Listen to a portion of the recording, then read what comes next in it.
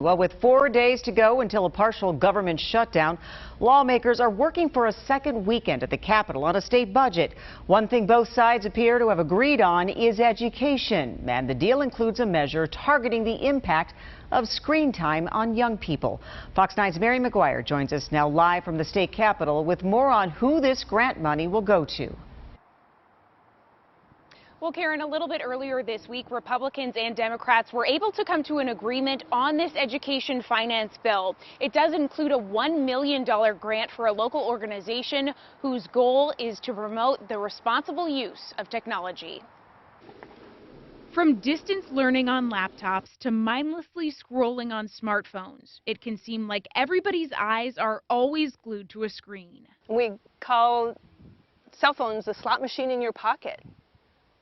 And that's some dangerous territory. Numerous studies show how damaging too much screen time can be to our physical and mental health. KK Myers saw the impact in her classroom. We've reached that tipping point where as educators we could no longer control all that was coming in with devices. That firsthand experience inspired her to start Live More, Screen Less with Marie Hampton, who has a background in public health. Their organization was the inspiration for the Digital Wellbeing Grant, which would provide $1 million to accelerate the work the nonprofit is already doing in Minnesota. What might a teacher do? What might a coach do? What can a parent do to really support the digital well-being of that child? We didn't ask to be put into this digital universe of likes and comments and hearts and shares.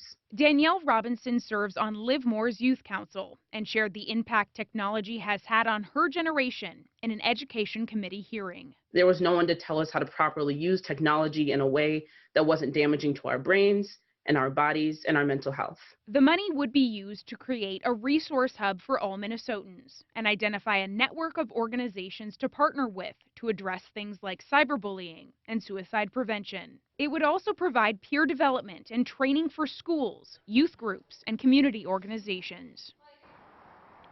Now, late today, the House did pass that education finance bill. It is now on its way to the Senate before making its way to the desk of the governor. Reporting live in St. Paul, Mary McGuire, Fox 9. A full government shutdown has now been avoided, with Governor Walz signing 5 of the 14 budget bills into law today. But if the other 9 are not signed, there could still be a partial shutdown. Those are the legacy, agriculture, commerce and energy, transportation and higher education bills. The transportation bill includes funding for body cameras for Minnesota State troopers. Now, sources also tell Fox 9 that a deal has been reached on the highly contested public safety bill. That will be discussed in a meeting tonight at 10 o'clock.